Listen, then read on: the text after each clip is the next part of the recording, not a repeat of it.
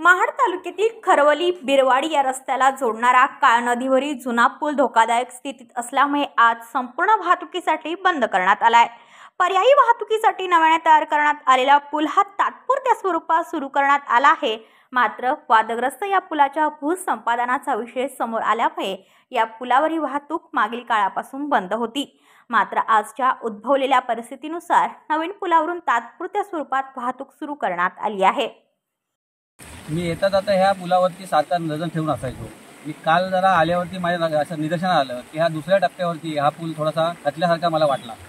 त्यामुळे मी पोलीस निरीक्षक आपले जे माने साहेब आहेत त्यांना ताबडतोब कळवलं की साहेब असं मला पूल खचल्यासारखा वाटतोय, तुम्ही येऊन स्वतः पाहणी करा। आणि आपले जे DYSP साहेब आहेत काळे साहेब त्यांच्याशी पण संपर्क साधला। हा पूल ह्याच दिवशी 22 जुलै 2022 रोजी दोन्ही साईडनी वाहून गेला होता आणि लोकांना येण्या जाण्याचा मार्ग पूर्णतः बंद झाला होता।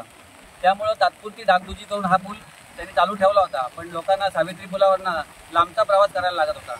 त्यावेळेला प्रशासनाने हा पूल तर बांधला, पण आत्तापर्यंत तो पुलाचं पूर्ण काम झालेलं नाही आणि दोन्ही साईडला जागा अधिग्रहण केलेली नाही आहे। त्यामुळे पूल आत्ताच्या कंडिशनला तो चालू स्थितीत नाही आहे।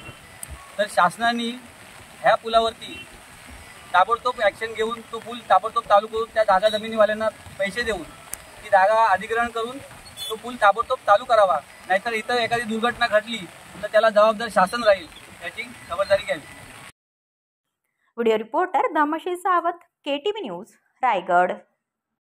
आपल्या परिसरातील बातम्या आमच्यापर्यंत पोहोचवण्यासाठी स्क्रीनवर दिलेल्या क्रमांकावर संपर्क साधू शकता। दूरध्वनी क्रमांक 9833235011।